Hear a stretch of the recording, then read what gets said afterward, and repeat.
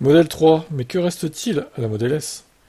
Ça, effectivement, hein, je l'avais dit, hein, honnêtement, la Model S. Si on va écouter l'article pour une fois, je vais me Merci reposer un d'avoir peu là. choisi d'écouter votre article. Nous le convertissons au format audio, Vas-y, il sera convertis, lu dans un convertis. instant. Prends ton temps surtout, hein, on n'est pas pressé. Tesla Model 6 3, minutes 20. 2023. Ah ouais, Mais que il reste-t-il met à la 3 minutes de Model lecture S? hein, quand même. Hein. On va Numérama. écouter. La version améliorée de la Tesla Model 3 donne un petit coup de vieux à sa grande sœur la Model S. Autonomie, technologie embarquée, confort? Elle lui vole toutes ses spécificités, ou presque. Plus qu'un coup dur pour la concurrence, la nouvelle génération de la Model 3 risque peut-être de faire des dégâts au sein même de la famille Tesla. En observant l'évolution du design et des équipements de la version améliorée de la Model 3 lancée ce 1er septembre 2023, on peut se demander ce qu'il va rester à sa grande sœur, la Tesla Model S. La puissance et Autonomie, confort acoustique et technologie l'habitabilité, embarquée c'est ont tout. fait l'objet d'une attention toute particulière sur la nouvelle mouture de la Model 3. Même la nouvelle face avant de la Model 3 brouille un peu les frontières établies entre Model S et Model 3. Autonomie. Le match devient serré. Dans sa version grande autonomie, la Model 3 revue et corrigée offre selon le choix des jantes entre 629 et 678 km WLTP. C'est une autonomie en hausse par rapport aux 614 km de la précédente version. Le travail sur l'aérodynamisme porte ses fruits. Face à cette nouvelle Model 3, les autonomies de la Model S, dans sa version dual motor, ne creusent plus autant l'écart. La Model S affiche quand même entre 634 et 723 km, mais pour le double du prix de la Model 3. En plaçant ceci sous le spectre du meilleur rapport autonomie-prix, c'est la Model 3 grande autonomie qui remporte le match. La version standard en propulsion n'a pas vraiment à rougir des performances proposées pour son prix. Un écran pour les places arrière. Comme sur la Tesla Model S, la nouvelle génération de Model 3 intègre un petit écran de 8 pouces pour permettre aux passagers situés à l'arrière de contrôler la climatisation et certaines applications de divertissement du Tesla Théâtre, comme YouTube ou TikTok. C'est une super nouvelle pour les futurs propriétaires de Model 3, mais cela nivelle un peu par le bas pour ceux qui ont acquis une Tesla Model S à plus de 100 000 euros. C'est ça. Surtout que les matériaux et le confort de l'assise ont aussi été retravaillés, pour une meilleure qualité perçue du modèle entrée de gamme de Tesla. Une meilleure insonorisation de la Model 3. Tesla a pris en compte les critiques des clients de la première Model 3. La marque a corrigé plusieurs éléments pour améliorer la réduction des bruits ambiants.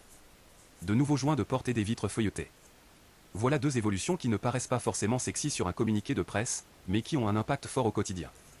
Tesla a revu sa copie pour mieux insonoriser l'habitacle de la Model 3, y compris au niveau des suspensions et des pneumatiques. Mais, alors, que reste-t-il à la Model S? Avantage sur l'espace à bord, la taille des coffres et la version plaid. Avant, la Model S se distinguait par son capot allongé et ses nouveaux feux. Cependant, là encore, la Model 3 vient quelque peu brouiller les frontières entre le haut de gamme et l'entrée de gamme. Heureusement, la longueur du véhicule et la forme des poignées aideront un peu à faire le distinguo en un coup d'œil sur la route. Forcément, même si la nouvelle Model 3 a grandi de 2 cm, elle reste quand même bien moins grande et logeable que la grande berline de Tesla. Cela se ressent aussi sur le coffre, enfin les coffres. Il ne faut pas oublier le fringue disponible sur les deux modèles. La Model 3 adopte la philosophie « No Commodo » initiée par les modèles S et X. Pour le moment, difficile de dire si c'est une brillante idée à ce niveau-là. Au moins la Model 3 n'est pas proposée avec le volant yoke. Cela va donc rester une spécificité de la Model S et X. Il n'y a pas de version performance sur la nouvelle Model 3 pour le moment. Pour ceux qui veulent se retrouver au volant d'une berline puissante, il n'y a que la Model S Plaid pour vraiment s'amuser. Il faudra sinon s'orienter vers le modèle Y Performance, si vous voulez succomber à la mode du SUV. La Model S vient de voir son prix baisser le 1er septembre et passer en dessous de 100 000 euros. Avec ces nouveaux tarifs, la version Plaid devient même un peu plus accessible. Model S Dual Motor. 94 990 euros. Plus accessible, Model S mais Plaid. plus de 2 fois plus cher quand même. Hein. 109 990 euros. Cela reste quand même bien supérieur à ce que propose la Model 3 2023. Model 3 Propulsion. 42 990 euros. Modèle 3 grande autonomie. 50 990 euros. Il restera à tester la nouvelle Model 3 sur la route pour pouvoir juger les améliorations et confirmer si elle détrône en partie sa grande sœur. Fin.